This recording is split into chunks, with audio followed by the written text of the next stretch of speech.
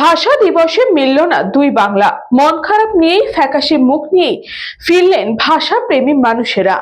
21শে ফেব্রুয়ারি অর্থাৎ আন্তর্জাতিক মাতৃভাষা দিবসের দিনে পেট্রোপোল সীমান্তে নোম্যান্স ল্যান্ডে দুই বাংলার মিলন ঘটে।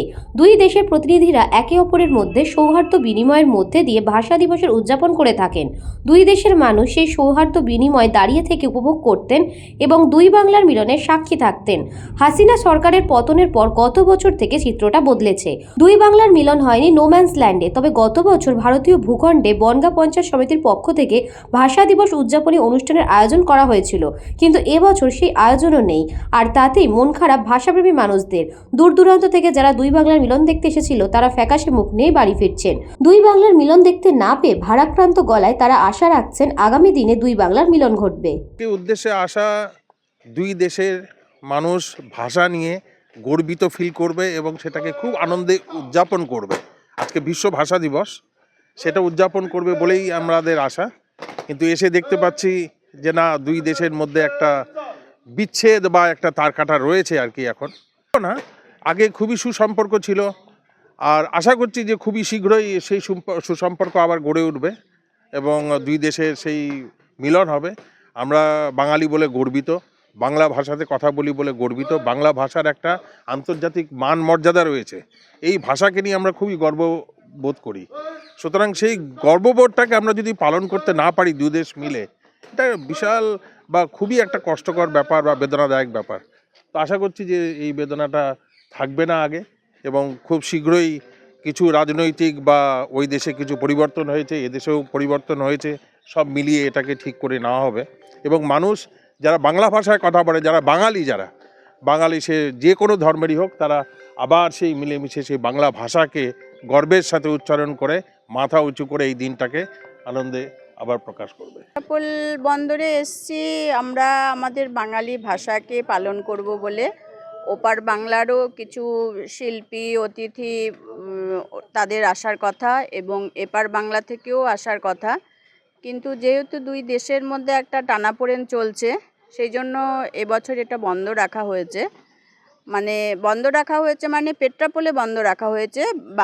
বাংলাদেশের মতো করে মানানো হচ্ছে ভাষা দিবসকে, এবং আমাদের বাংলায় আমাদের মতো করে মানানো হচ্ছে। তো আশা করছি এটা খুব শীঘ্রই এটা শেষ হয়ে যাবে, এই বন্ধকতাটা উঠে যাবে, কারণ বাংলাদেশে নতুন সরকার এসছে।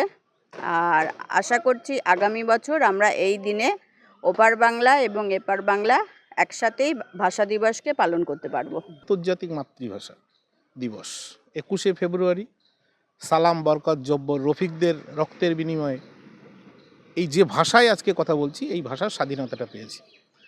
বাংলার টান, মাটির টান, ভাষা শহীদদের প্রতি শ্রদ্ধার্ঘ্য নিবেদন প্রত্যেক বছর এখানে হয়। কিন্তু এবছর বাংলাদেশ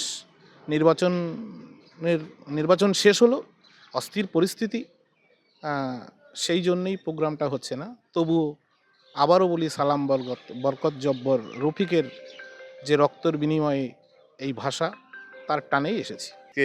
আমাদের বাঙালির যে ভাষায় কথা বলি, 21শে ফেব্রুয়ারি আমাদের ভাষা দিবস উপলক্ষে আজকে এখানে এসেছি।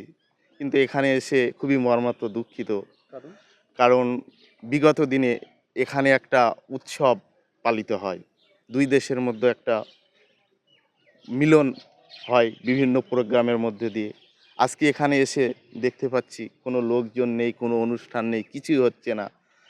বিগত দিনেও এসেছি, আজকে এসে খুবই দুঃখিত, মানে ভাষাই বোঝাতে পারবো না, এতটা কষ্ট উপলব্ধি করছি। Bureau report, news Banga time. St. Augustine's Day School, Barrackpur. Success for every child. Admission open 2026 to 2027. Contact number 9007934555. আপনার সাধ্যের মধ্যে সোনার গহনা কিনতে বা গড়াতে চাইছেন? তাহলে আর দেরি না করে অতি শীঘ্রই চলে আসুন ইছাপুর আনন্দমঠ স্টেশন রোডের উপরে অবস্থিত JM জুয়েলার্সে। আরও বিশদে জানতে অবশ্যই রাত 8টা 5 মিনিটে আমাদের Facebook page JM jewellers follow করুন।